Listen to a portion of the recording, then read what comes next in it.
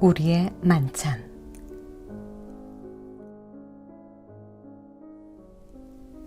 저녁에는 스테이크를 만들 거야.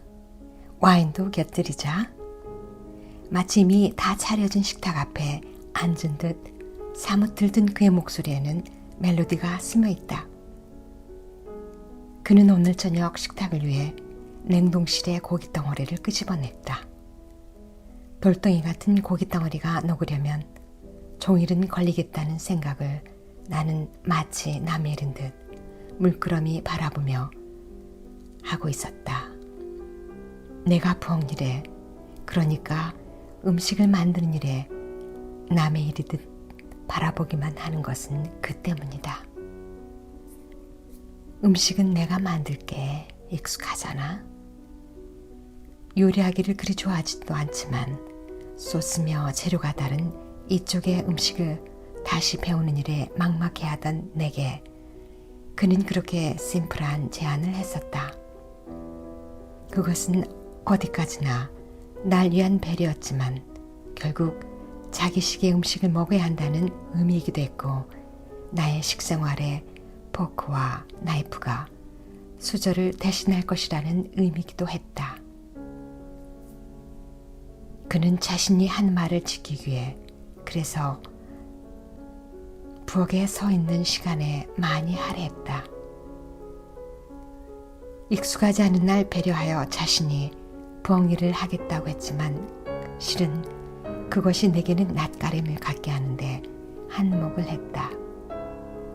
마치 남의 것인 듯 스스럼 없이 다가가 내 마음대로 냉장고 문을 여닫는 일에 주춤하게 하는 낯가림. 그 낯가림은 그의 흑백이 분명한 질문과 대답이라는 언어 습관 앞에서 더욱 심하다. 군더더기를 용납하지 않는 그의 언어가 부엌의 서랍 하나를 가득 채워 살벌하게 눈 갖가지 모양의 나이프들과도 관련이 있을지도 모르겠다는 생각을 나는 하곤 한다. 양날이 서로 다른 톱니 모양의 나이프, 한쪽만 톱니로 된 나이프, 포크와 함께 항상 식탁에 오르는 나이프, 조승달처럼 휘어진 것과 손잡이보다 칼날이 짧은 나이프, 그리고 전기 나이프까지. 그것들이 부엌 서랍 속에 있으니 적어도 요리와 관련이 있는 것이 분명했으나 나이프라면 흔히 부엌 칼 하나와 과실을 깎는 과도 하나 정도로도 충분히 다양하게 쓸 수 있던 이전의 부엌에서의 생활에 길들여진 나는 그의 심플한 언어에 낯가림을 하는 것처럼 뭔가를 자르는 일에 그 많은 나이프가 필요하다는 사실에 긴장부터 하게 된다. 그것은 역시 낯섦 때문이다. 언제부턴가 그가 내 물음에 대답을 할 때는 대답과 함께 생채기가 하나씩 가슴에 그어지는 것 같다. 날벼린 나이프가 지나가면서 만든 피 머금은 자국 같은 것. 그것은 그의 군더더기 없는 대답이 노일 때문이 아니라 예쓸 때도 마찬가지다. 내 가슴에 생채기가 만들어지는 것은 내가 그의 대답을 들었을 때뿐만 아니다. 그가 내게 자신의 방식과 같은 흑백 논리가 분명한 답을 요구할 그때도 나는 낯선과 함께 가슴에다 생채기를 만든다. 그건 역시 그의 물음에 내가 노라고 하든 예스라고 하든 상관없는 일이다. 날카롭게 조차한 그의 대답으로 인한 생채기는 결코 큰 질문일 때만은 아니다. 자잘한 일상에서 주고받은 대화 속에 늘 습관처럼 드러내는 그의 간결한 언어. 모든 물음에는 두 가지의 대답만이 존재할 수 있다는 듯, 그래서 맺고 자르듯 늘 한순간의 망설임도 없이 드러내고 또 내게 같은 방식을 요구할 때 나는 내 가슴으로 예리한 나이프가 지나가기라도 한 듯 마음이 아리다. 그는 인식하지도 못하는 생채기를 내가 느낄 때면 나는 늘 아무런 대꾸 없이 서랍 속의 나이프를 생각한다. 내 속으로 지나간 것 같은 자국의 깊이에 따라 자신도 모르게 쓰였을 모양이 다른, 그러나 얌전하게 누워있을 나이프들을, 나는 가끔 그 나이프들 중에 하나가 언젠가는 내 손목 위에 놓일지도 모른다는 생각을 하기도 한다. 내가 그의 대답에, 또는 그가 요구하는 나의 대답에 내 가슴으로 스치는 나이프 자국을 느낄 때 나는 가끔 말 대신 서랍 속의 다른 식기구, 포크를 떠올 때가 있다. 적어도 생김새로 나이프를 대적할 수 있는 것은 포크뿐이기 때문일까? 그것은 그가 기대하는 심플한 대답에 나의 어떠한 말이나 행동도 감당을 할 수 없어 버거움을 느낄 때, 그래서 새로운 자국 하나가 고통스러울 때 나 혼자 해보는 지난한 몸짓이기도 하다. 이렇듯 서랍마다 가득 채운 포크와 나이프를 나는 아직 식기구라는 인식보다는 서로 상극으로 생겨 상대편을 상하게 하는 흉기 쪽으로 더 생각하고 있다. 그것은 결코 예사롭지 않은 그들의 생김새 때문이기도 하지만 실제로 뭔가를 자르고 찍는, 그러니까 생김새와 흡사한 그것들의 기능 때문일 것이다. 내가 하루에도 몇 번씩 대하는 식기구를 그렇게 생각하는 이유는 여태 이곳의 삶에 어우러지고 스며들기보다는 물의 기름처럼 내 의식이 겉돌고 있기 때문인지도 모른다. 비계가 많군. 녹으려면 종일 걸리겠다는 내 생각이 무색하도록 그는 언 고기 덩어리를 살피더니 전기 나이프에 플러그를 꽂았다. 언 고기 덩어리를 바라보는 그의 눈길에 마치 조각할 물건을 앞에 둔 조각가의 그것처럼 진지하다. 비계도 좀은 필요할걸요. 고기도 부드럽게 하잖아요. 노, 건강을 생각해야지. 전기 나이프를 든 그의 팔에 푸른 힘줄이 잔뜩 긴장하고 있다. 부드러움이라고는 없는 팍팍한 고기에 육질을 어금니 사이에 물고 있는 듯 내가 인상을 썼다. 마치 예스와 노만이 있는 사람끼리의 관계 같아 갑갑하다. 이 정도의 기름기는 국을 끓일 때도 불고기용으로도 필요했다. 약간의 지방질은 오히려 육질의 팍팍함을 부드럽게 하는 촉매 역할을 하지 않던가. 유머가 사람 간의 관계를 부드럽게 하고 대답에도 융통성이 필요하듯. 살벌한 기계소리를 내며 돌아가는 전기 나이프로 그가 언 고기의 비계 부분을 잘라내기 시작했다. 다 자른 모양이네. 내가 혼자 속으로 중얼거렸다. 그러나 그의 고기 덩어리를 다루는 표정은 진지하고 손길은 섬세했다. 어차피 요리는 그가 할 것이다. 지방질 없는 팍팍한 고기 덩어리로 와인을 곁들인 스테이크를 내놓을 것이고 촛불을 밝힐 것이다. 식탁 위에 등을 끄고 촛불을 밝히는 것은 디너를 위한 그의 습관이다. 그는 마무리한 접시 한쪽에다 뜰의 꽃 한 송이나 고운 이파리 두어 잎을 곁들이는 것으로 오늘의 요리를 마무리할 것이다. 같은 계란 프라이도 내가 만드는 것보다 그가 만들면 영락없이 접시에 핀 한 송이 민들레처럼 화사하듯 그의 손길이 간 접시는 늘 음식 재료에 고유의 색깔로 화려하거나 고상한 편이다. 그것은 예스와 노라는 흑백의 논리에 길들여진 그가 보이는 다른 면이 여유였고 나름의 취향이었다. 나는 그의 그런 여유와 융통성을 갈망하는지도 모른다. 음식이 담긴 접시 위에 비록 먹을 수는 없다 할지라도 꽃 한 송이나 이파리를 놓기도 하는 여유. 나는 그 여유를 나이프로 자르는 것 같은 그의 언어 습관에서 찾고 싶은지도 모른다.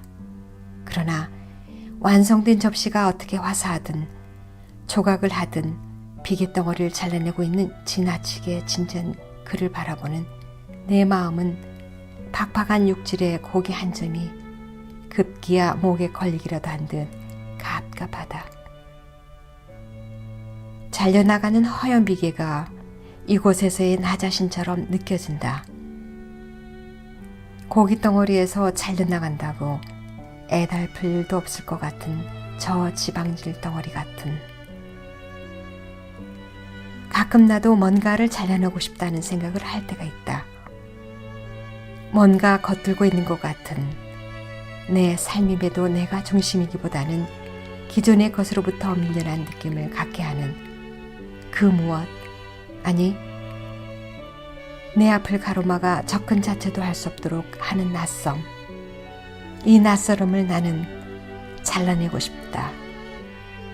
잘 벼린 저 전기 나이프로. 그런데 어떻게?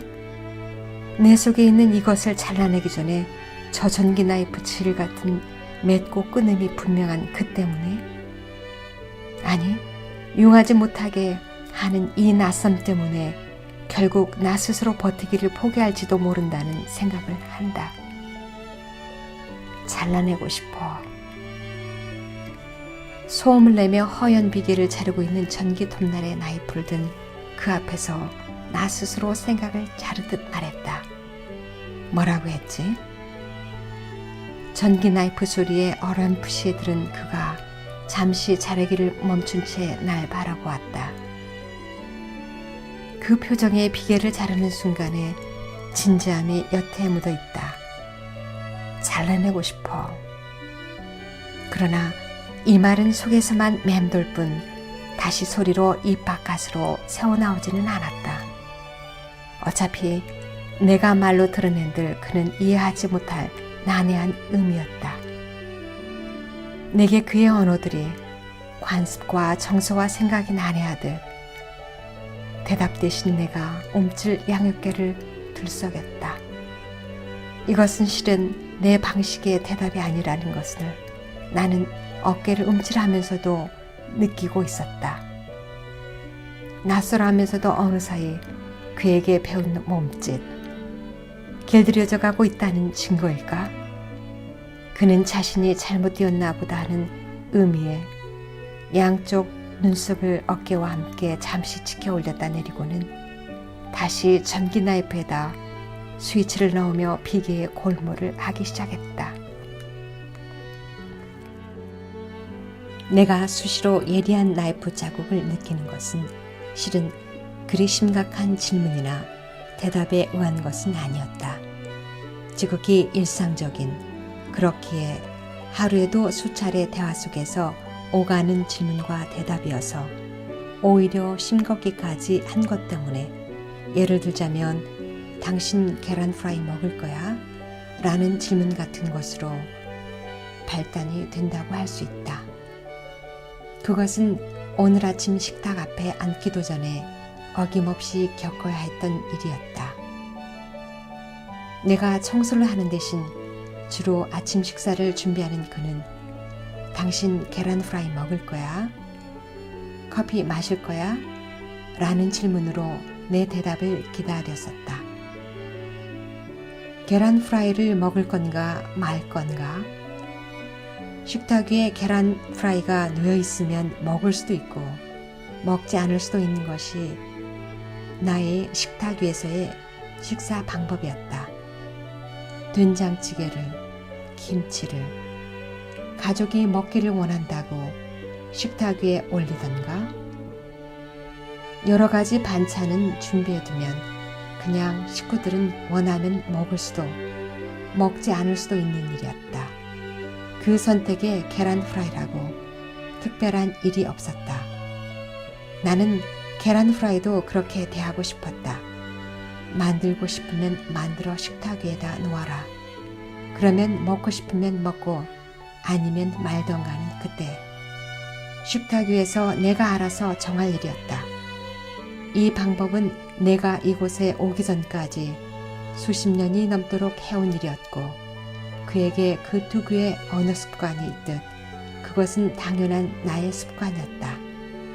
그러나 그의 오랜 그래서 몸의 일부분이듯 익숙해진 습관은 나와는 달랐다. 접시에는 늘 필요로 하는 것만을 준비해 그것만 담아야 했다. 언어 습관에서 군더더기를 허용하지 않듯 나의 대답 요하에 따라 나는 오늘 아침 계란 프라이를 먹을 수도 먹지 못할 수도 있는 일이었다. 그것은 그가 요구하는 노나 예스라는 심플한 대답에 달렸다. 그러나 나는 두 대답 모두 하고 싶지 않았다. 그것은 내가 계란 프라이를 먹고 싶지 않다는 의미가 아니라 그가 요구하는 방식의 대답을 하고 싶지 않다는 의미였다. 그것은 그의 방식에 대한 나 나름의 반항이기도 했고 그것은 곧 서랍 속의 포크와 같은 의미이기도 했다. 나는 만사에 그런 대답을 하고 그런 방식의 대답을 요구하는 그의 방법에 솔직히 좀 질려 있었다. 프라이팬을 들고 나를 주시하는 그의 채근하는 눈빛에 숨이 막히는 것 같았다. 알아서 해요. 계란 프라이를 먹겠냐는 그의 물음에 나는 그렇게 좀 짜증스럽게 대답을 했다. 그것은 먹고 싶은지 그렇지 않은지 모르겠다는, 조금은 그를 혼란스럽게 만들고 싶다는 오기도 스며있는 대답이었다. 그의 눈이 마치 들어서는 안 될 말을 듣기라도 한 듯 크게 떠졌다. 그건 알맞은 대답이 아니야. 내가 당신을 위해 계란 프라이를 할까 아니면 말까?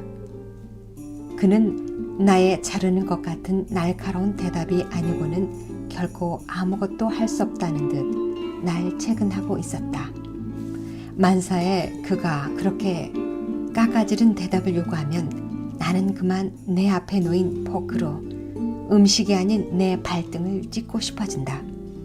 남들에게는 예사로운 질문과 대답일 수도 있는 것이 내 가슴으로 지나가면서 흔적이 남길 때, 그러면 이건 아닌데 싶은, 이건 예상한 각본에는 없었는데 싶은 후회랄까. 그러면서 바람에 시달릴수록 더 헝클어지는 나뭇가지 위에 연처럼 오고 가도 못하는 마음이 되어 막막해진다. 애초에 같은 나라 사람도 아닌 그와의 결혼을 앞두고 있었을 때 나는 이렇게 생각을 했었다. 아무려면 사람 사는 곳이 달라봐야 얼마나 다를까 하고, 그것은 말도 생김새도 문화도 생각도 정서도 다른 앞으로의 삶에 대한 자신감이기도 했고, 그것에 나이가 작용을 하기도 했다. 그리고 더 크게 작용을 한 것은 너 아니면 나 죽는다 라는 조금은 희화적인 그 말 때문이기도 했다. 그는 정말 죽을 표정을 했고 내가 그의 청혼에 놓으라고 하면 그는 정말 죽을 줄로 나는 알았다. 그런데 그는 나를 데려다 놓은 그는 나 때문이 아니라 나의 흑백에 분명하지 않는 대답 때문에 하루에도 몇 번씩이나 죽겠다는 표정을 짓는다. 그러나 정작 숨막혀 죽어버릴 것 같은 사람은 흑백을 요구하는 그의 물음에 습관이 되지 않은 나 자신이었다. 내 방법은 달랐다. 단답 형식의 문제도 답도 아닌 주관식 문제에 대한 답이 나의 방법이랄까?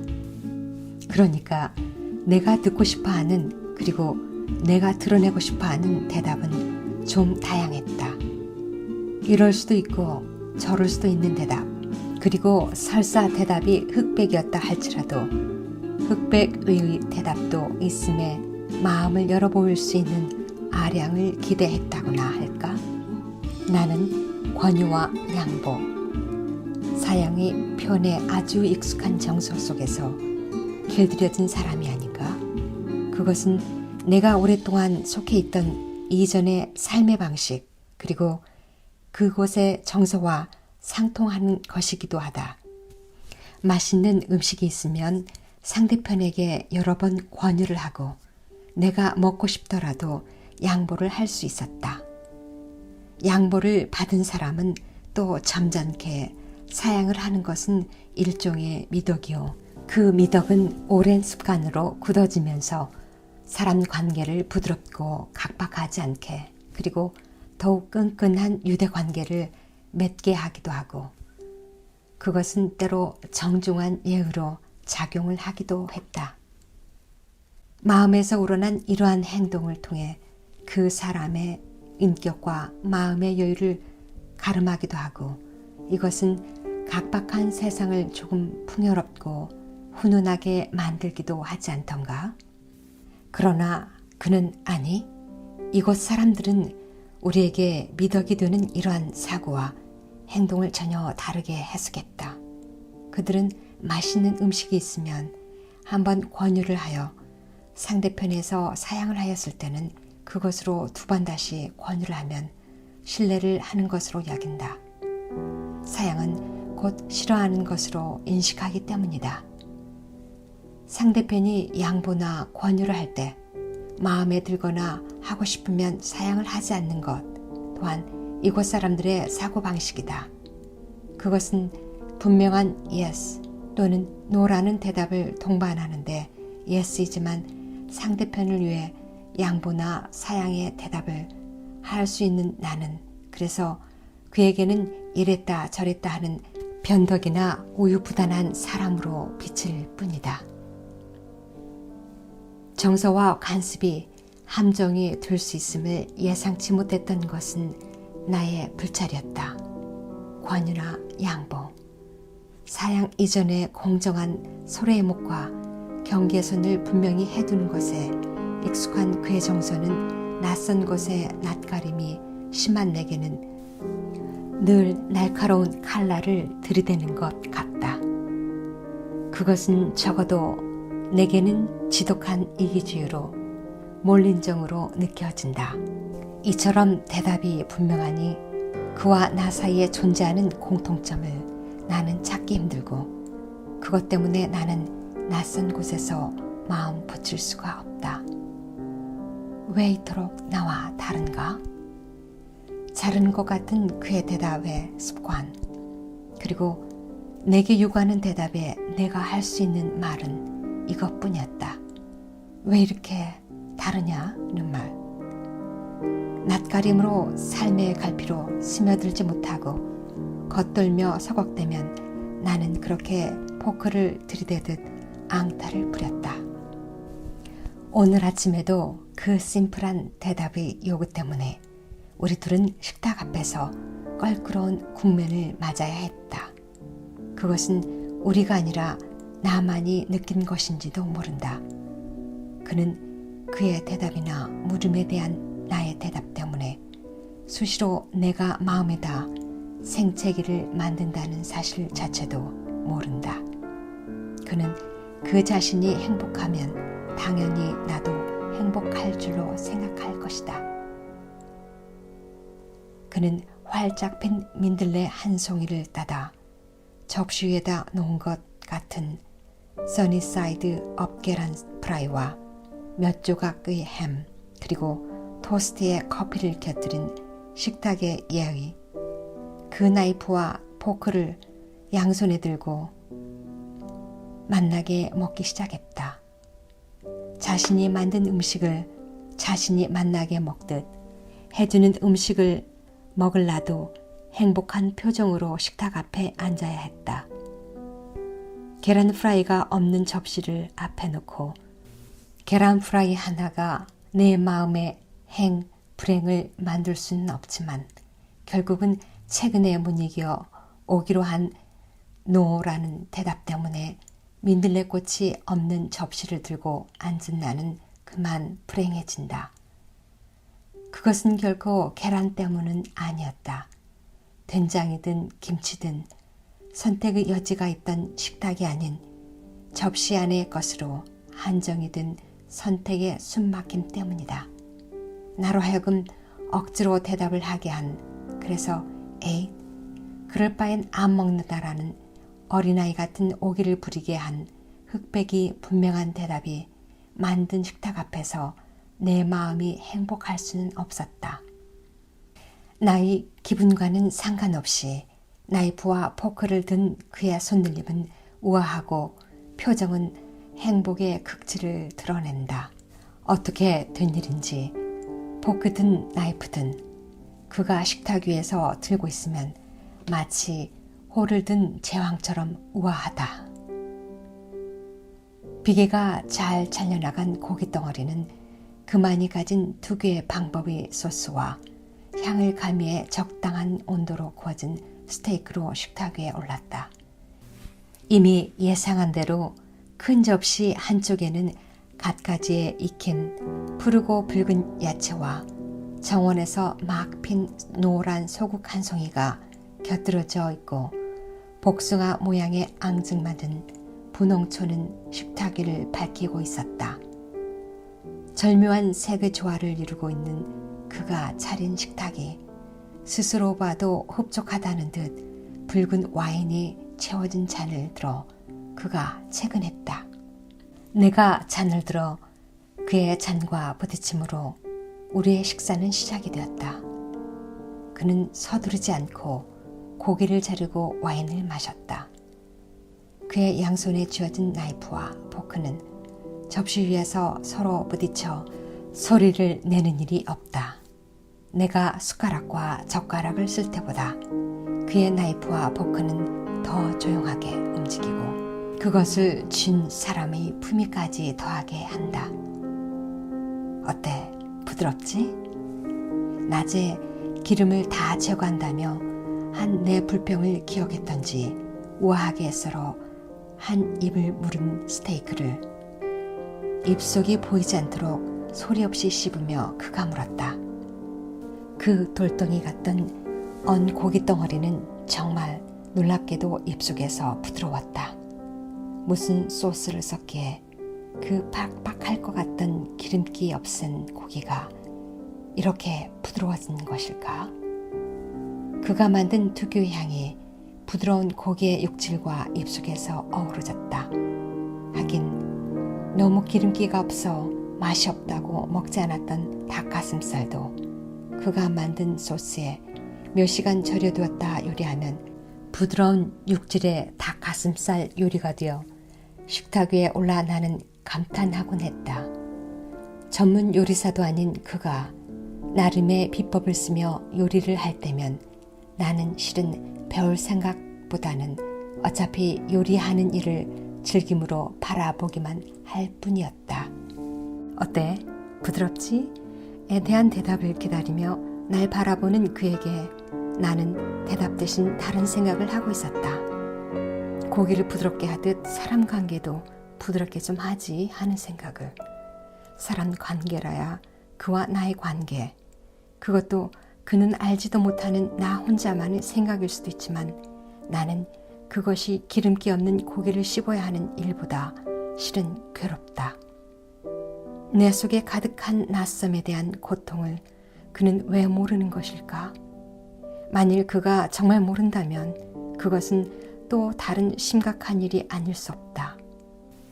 그는 결국 팍팍한 고기가 즐길 수 있다는 것과 그 즐긴 것을 부드럽게 만드는 일에는 정성을 쏟으면서 아내인 내가 낯선 생활 속에서 얼마나 힘들어하는지, 그것이 얼마나 이 삶을 포기하고 싶게 하는지에 대해서는 신경을 쓰지 않는다는 뜻일 테고, 그것은 결국 내가 그에게는 식탁 위에 오르는 고기만큼의 관심의 대상도 되지 못함을 의미하는 일이기 때문이었다. 대답을 위해 내가 와인 한 모금에 힘을 빌었다. 와인의 알큰한 맛은 술의 약한 내 어깨 죽지를 금방 나른하게 했다. 복숭아 모양의 분홍 양초가 얌전히 식탁 가운데서 불을 밝히고 있는 이 저녁. 이런 기분만 아니면 얼마든지 로맨틱할 수 있는 분위기였다. 나는 물을 들이키듯 와인잔을 비워버렸다. 그가 스테이크를 자르던 손길을 멈추고 잠시 날 바라보았다. 내가 빈 잔을 그에게 내밀었다. 그가 다시 나르기를 서너 번째, 그리고 내가 말하기 시작했다. 당신 알아요? 당신의 그 심플한 언어들이 내게 나이프 자국이 된다는 거? 자꾸만 느슨해지려는 혀끝에다 힘을 줬다. 그가 부지런히 움직이던 나이프와 포크를 든 채 뜬금없이 무슨 소리냐는 듯 날 바라보았다. 너무 낯설어 마음 붙일 수가 없다는 거 당신 알기나 해요? 숨 쉴 틈을 주지 않고 내가 다시 말했다. 두 푸른 눈이 더 이상 놀라운 일은 없다는 듯 확대되었다. 오, 맑은 날의 온털이 호수 같던 저 푸른 눈. 그는 그때 말했었다. 이번에도 노라고 말하면 나야가라 폭포에 점프할 거야? 라고. 이미 첫 번째의 거절을 경험한 그때의 푸른 눈은 물기를 머금고 있었었다. 점프를 하겠다던 그 대신 그의 눈동자 속으로 나를 점프하게 하여 결국 이 저녁을 맞게 하는 저 투명한 푸른 눈. 그의 눈은 비계덩어리에다 전기 나이프를 들이대던 그 눈이 결코 아니었다. 나는 그의 푸른 눈동자의 소용돌이에 더 이상 휩쓸리지 않아야 했다. 푸른 눈을 정면으로 응시하며 내 속을 드러내 놓은 일에는 와인의 도움이 좀 필요했다. 나는 남은 와인을 목으로 부었다. 그 깊이를 알 수 없던 푸른 눈이 일렁이기 시작했다. 왜 그래, 당신? 그의 푸른 눈이 갑자기 의욕의 잿빛으로 바뀌는가 했더니 들고 있던 나이프와 포크를 식탁 위에다 내렸다. 왜 그러냐고. 질긴 고기는 어떻게 하면 부드럽게 만들어지는 줄을 아는 사람이 날마다 생채기 때문에 쓰라려 하는 사람의 마음을 모른다고? 서러웠다. 함께 살면서도 내가 그에게 이토록 모르는 존재였다는 사실이. 낯설어. 너무 낯설어. 내가 죽을 것 같아. 그가 미처 삼키지 못한 입속의 고기를 삼키는지 목젖이 움찔움직였다. 그가 뭔가를 말하려다 입속에다 가두며 대신 와인잔을 들어 한 모금 마셨다. 그리고 자세를 고쳐 앉았다. 당신 이거 알아? 이러는 당신이 나도 낯설다는 거? 내가 낯설다고? 그것은 뜻밖이었다. 낯설다는 것은 당연히 근거지를 옮겨온 내 목인 줄 알았다. 내가 무겁게 내려앉으려는 눈꺼풀에다 준 힘으로 그를 겨냥했다. 당신은 말하지 않았잖아. 내가 낯설다고. 찬물을 한 잔 들이킨 기분이었다. 당신 말처럼 나는 말에 심플한 사람이잖아. 자르고 자르다 보니 할 말이 없어진 거지. 그가 씩 웃었다. 이런 심각한 상황에 조크와 웃음을? 그가 이런 사람이었나? 내가 잠시 혼란스러워 머리를 흔들었다. 난 지금 심각해. 내가 심호흡으로 가다듬으며 다시 대들었다. 당신이 나까지 심각하게 해. 그가 정색을 했다. 그래, 한 번은 치러야 할 통과 의례였다. 와인과 촛불이 있는 고상한 식탁이 조의의 만찬이 된 대로 어쩔 수 없는 일이었다. 나 돌아갈 거야. 그가 미간에다 힘을 주는 것과 동시에 들고 있던 와인잔을 내려놓았다. 잠시 그와 나 사이에 침묵이 흘렀다. 침묵이 오히려 낯설음보다 편안하다. 그래, 가는 거야. 내게 익숙한 그곳으로. 한참을 침묵하던 그가 대답 대신 식탁에 놓았던 나이프와 포크를 집어들었다. 그리고 먹다만 스테이크를 자르기 시작했다. 그래, 이 경황에도 스테이크가 중하구나. 내가 속으로 실수하며 쓸쓸히 와인잔을 들었다. 타협의 여지는 없었다. 당신 이거 알아? 나이프와 포크의 관계? 그가 눈길과 나이프와 포크를 한 묶음으로 하여 접시 위에 스테이크에다 두고 있었다. 내가 잔을 든 채 물끄러미 바라보았다. 그는 알맞게 자른 스테이크를 입으로 가져가지 않고 계속 자르고 있었다. 언제 봐도 나이프와 포크를 쥔 그의 모습은 우아하다. 서로 생김새대로 하면 싸울 일밖에 없을 거야. 둘 다 너무 낯설게 생겼거든. 웬 뚱딴지 같은 소린가 하고 내가 여전히 바라본다.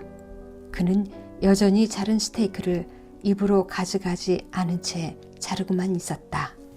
이렇게 잡아주고 자르고 하면서 서로 조화를 이루기도 하지. 하긴 식사 때마다 당연한 듯 식탁에 오르는 내가 다룰 때는 늘 어둔하고 손끝이 예민해지던 나이프와 포크가 그의 접시 위 음식 앞에서 움직일 때는 왈츠를 추듯 경쾌해 보였었다. 붙잡아주고 써는 모습이 오히려 다정하고 순하여 그 관계가 아름답기조차 했다. 도무지 어울릴 것 같지 않은 것끼리의 조화로운 움직임은 음식과 함께 어우러지면서 그것을 움직이는 사람의 품위까지 돋보이게 하는 것 같지 않던가?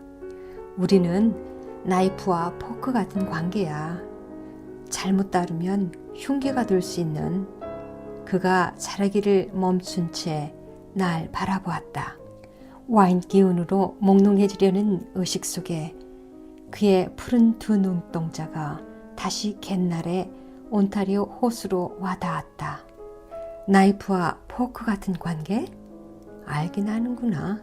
자꾸 쳐지려는 눈두덩을 내가 애써 밀어올리며 속으로 중얼거렸다.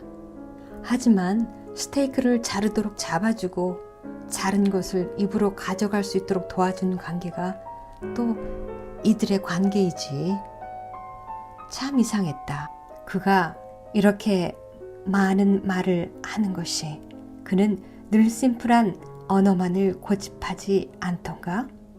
미처 아무 사이도 없이 덮게 앉던 내 가슴의 생채기는 바로 그 칼날 같은 그의 언어 때문이 아니던가? 무슨 일에든 익숙해지는 일에는 시간이 필요해.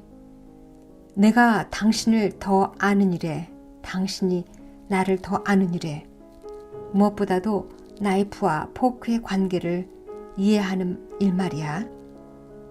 그 시간에 내가 죽을 것 같아. 이건 최후의 만찬이 될 거야. 내가 어눌하게 그러나 작정한 듯 퍼부었다. 마치 내 속에 쌓였던 생채기들을 밖으로 쏟아놓기라도 하는 듯 속이 후련했다. 배설의 쾌감이 몇 마디 말로써도 가능하다는 사실이 경이로웠다. 떠나리라. 정겨운 곳으로, 낯가림을 하지 않아도 되는 그곳으로. 그렇게 중얼거리며 정신을 놓듯 술기운으로 무거워진 머리를 식탁 위에다 놓으려는데 단호한 그리고 또다시 심플한 언어가 내 몽롱한 의식을 뚫고 들어왔다. 이건 우리의 최초의 만찬이야. 그것은 군더더기라고 없는 그의 말이었다. 그런데 어떻게 된 일일까? 마치 나이프가 스치듯 날렵한 그의 언어가 내 가슴을 스치고 지나갔음에도 나는 식탁 위에다 내 몽롱한 의식을 누인 채 잠이 들어버렸다. 그것은 예전에 없던 일이었다.